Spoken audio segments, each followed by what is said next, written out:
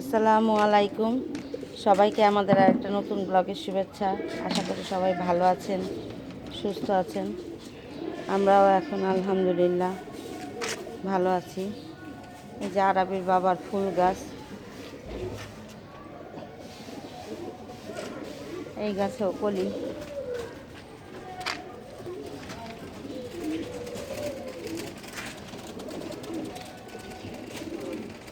আজকে অনেক দিন পর আবার ব্লগ করতে আসলাম। এর মধ্যে অনেক কিছু আমাদের জীবনে ঘটে গেছে, বলবো আস্তে আস্তে সবই। এই যে আরবির বাবার এই কলমের গাছ পাতা গজাইতেছে। তারপর এই যে মরিচ গাছে মরিচ ধরছে। এই যে ডালিম গাছে নতুন পাতা গজাইতেছে। আর এই যে আরবির বাবার টমেটো গাছে টমেটো ধরছে। এই যে টমেটো। তারপর আর কোথায় জানি দেখলাম, এই যে টমেটো। এই যে ডালিম গাছে ফুল।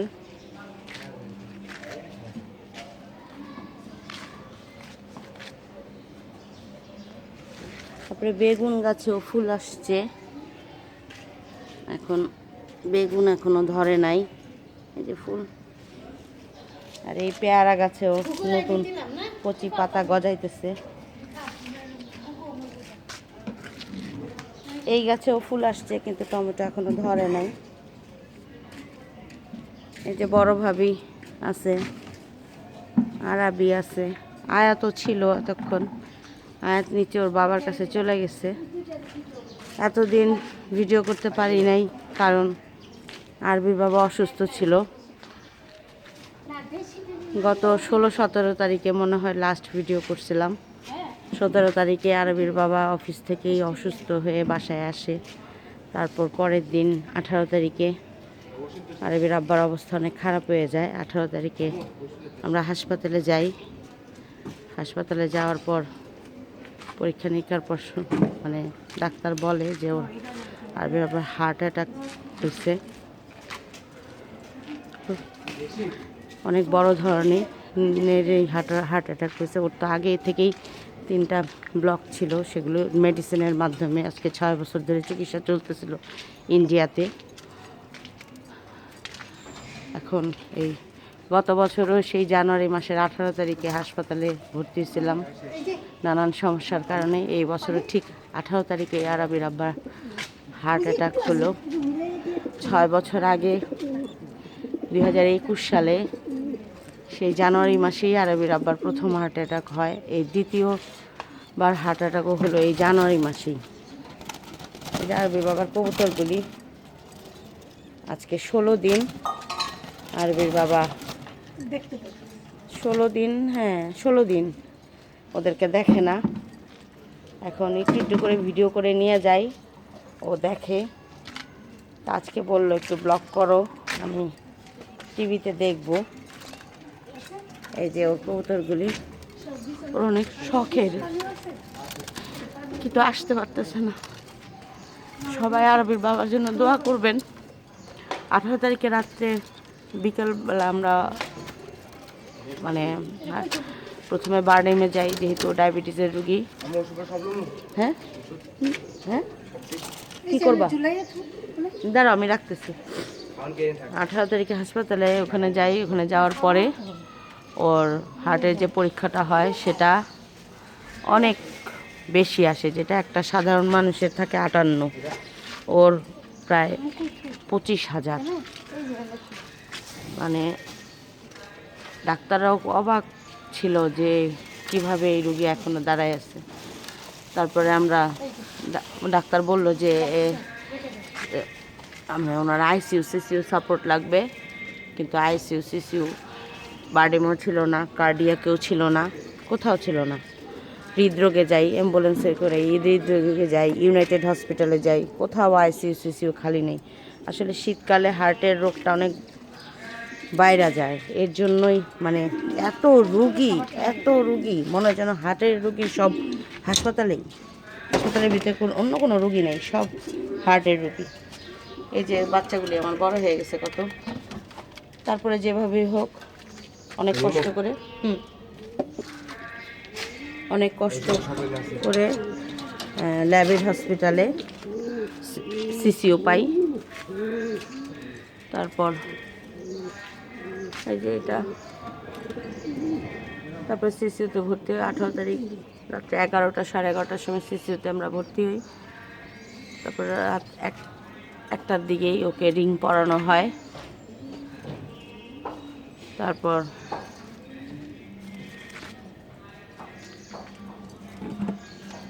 এই যে ওর কবুতরগুলি, ও তো প্রত্যেকটা কবুতর দেখতে চায়, এর জন্য ভিডিও করতেছি। অনেক বাচ্চা মারা গেছে, এই যত্ন এতদিন বড়োভাবেই করতেছে।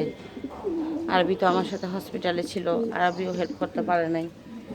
আয়াত তো ছোটো মানুষ অতটা পারে না, ওর কবুতরগুলিকে বড়োভাবেই দেখে রাখছে।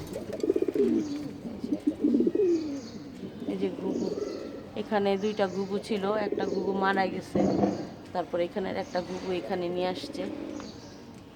এই যে এখানে আছে 3টা, ওরাও বাচ্চা দিছে। তারপরে এই যে ওরাও বাচ্চা দিছে, খাওয়াইতেছে বাচ্চা। ওই যে ওদেরও 2টা বাচ্চা, এগুলো আরবির বাবা কিছুই দেখে নাই। ওদেরও 2টা আবার বাচ্চা হয়েছিল কিন্তু মারা গেছে।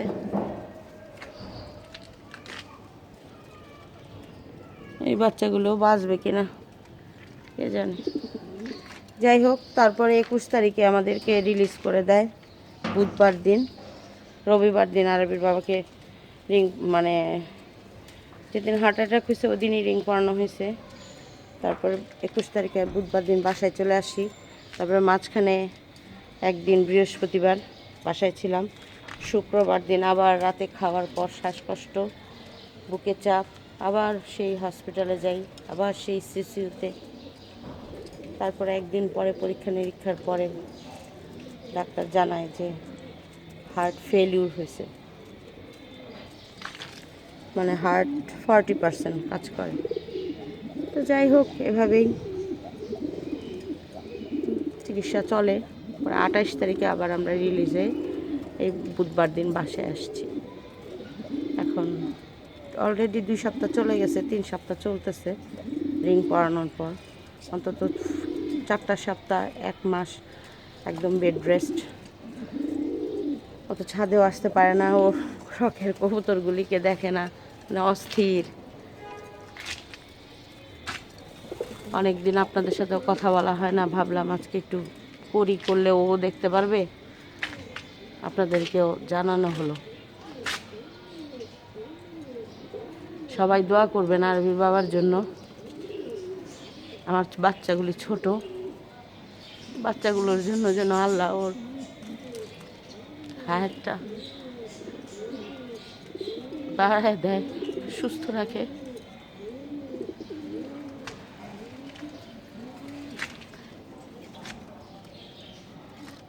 আমার জীবনে, ওর জীবনে, আমি ওর জীবনের সব, ও আমার জীবনের সব। আর আমাদের বাচ্চারা, ওরও বাবা মা নেই, আমারও বাবা মা নেই।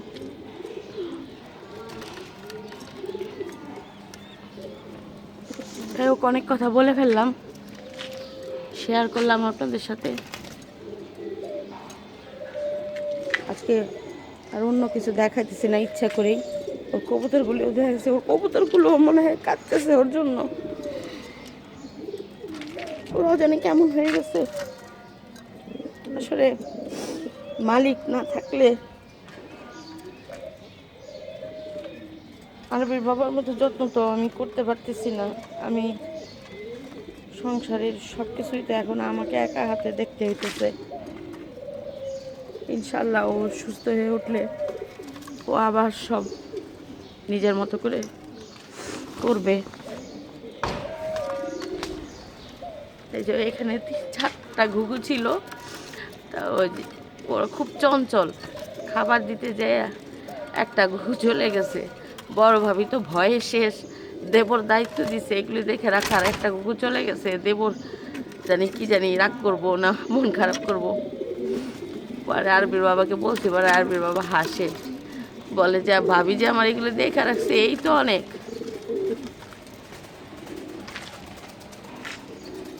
বড় ভাবি আমার বাচ্চাদের জন্য যা করে, আমার জন্য যা করে, এই অবদান দিতে পারবো না। অনেক বড় ভাবি না থাকলে আমার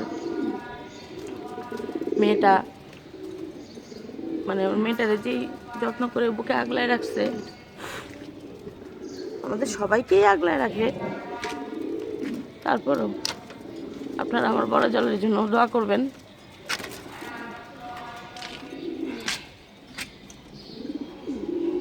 কবুতরগুলো কেমন জানি চুপচাপ হয়ে গেছে।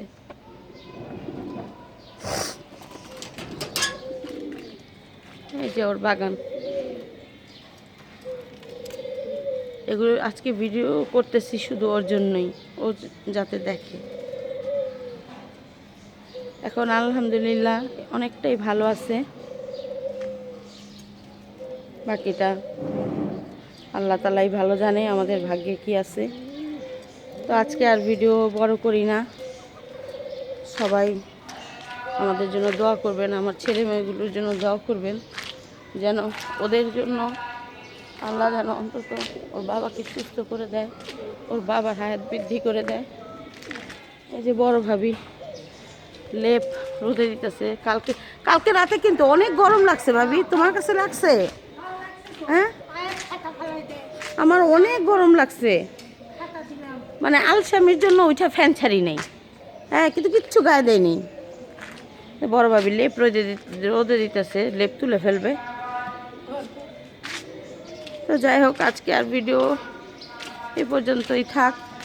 সবাই ভালো থাকবেন, সুস্থ থাকবেন, আমাদের জন্য দোয়া করবেন। আল্লাহ হাফেজ।